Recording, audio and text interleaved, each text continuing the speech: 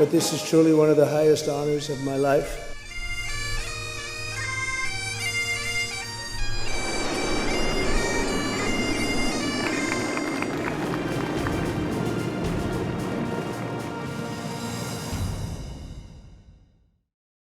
From the moment Air Force One touched down, Britain put on a show for Donald Trump. It wasn't just a red carpet. There were gold carriages, bagpipe serenades, grand gilded welcome dinners, things only a monarchy can muster. From the booming of ceremonial cannons to the cavalry welcome and the Royal Guard of Honor, yesterday was day one of Trump's visit in the UK, and this day had one purpose. It was designed to flatter a man who thrives on spectacle. King Charles, Queen Camilla, William and Kate, they all played their roles. They did what they do best: smile, flatter and look timeless.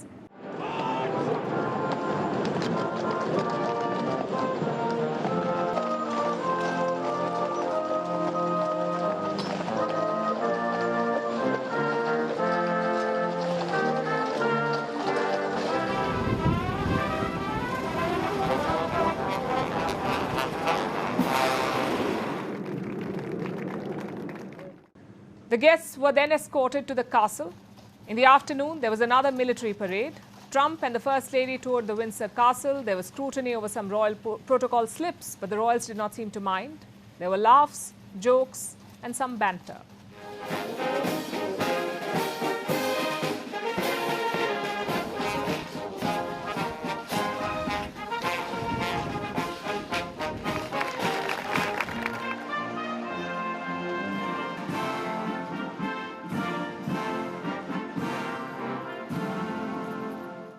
But the highlight of the evening was this: a grand state banquet held in the honor of the US president.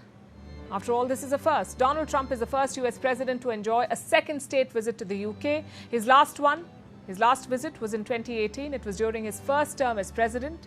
And this is his second one. And Trump made sure that no one forgot about this nugget of information. It's a singular privilege to be the first American president welcomed here.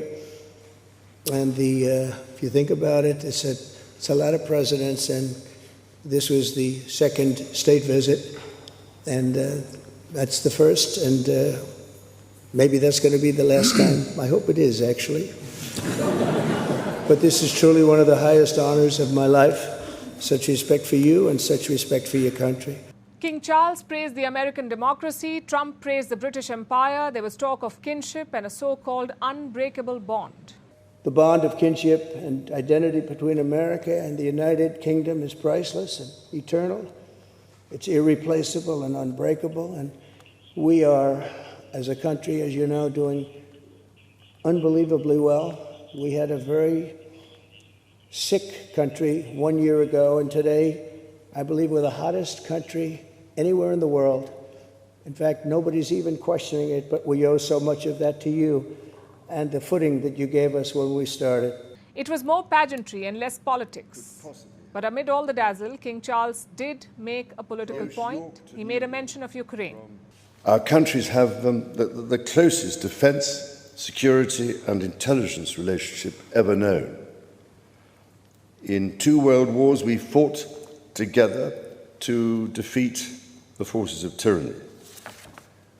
Today, as tyranny once again threatens Europe, we and our allies stand together in support of Ukraine to deter aggression and secure peace.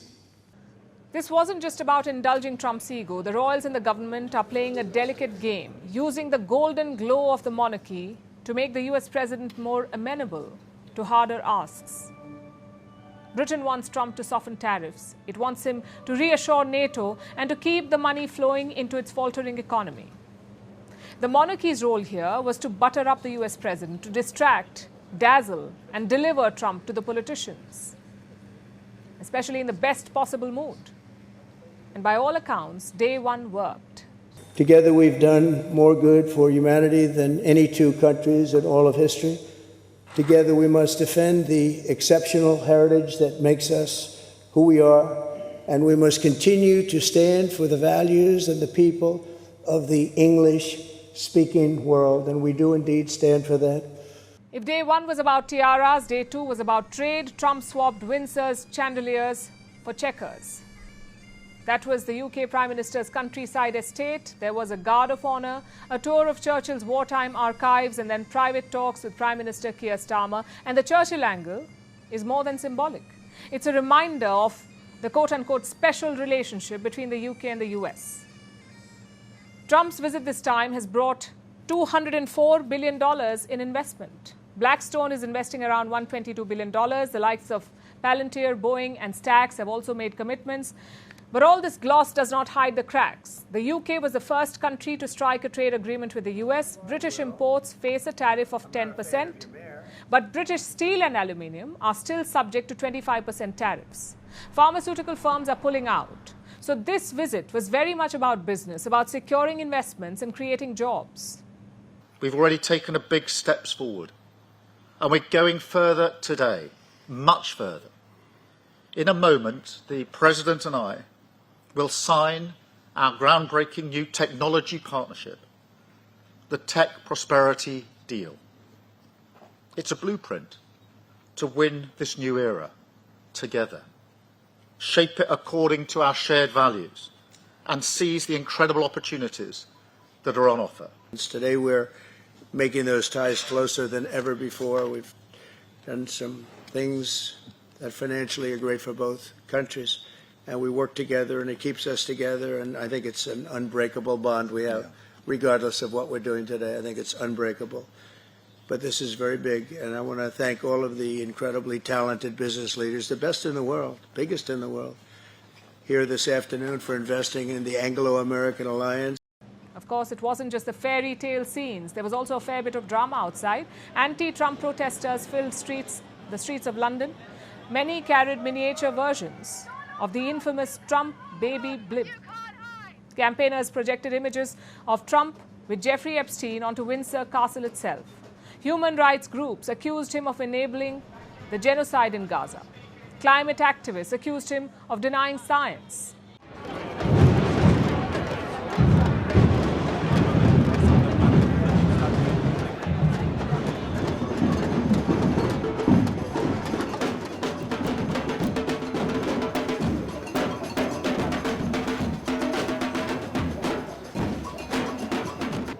Strip away the feathers and the fanfare, and this visit is about survival. Britain is still wobbling after Brexit. For the UK, Trump represents both risk and reward. Secure American investment, temper his tariffs, and you win breathing space. Offend him, and you risk isolation.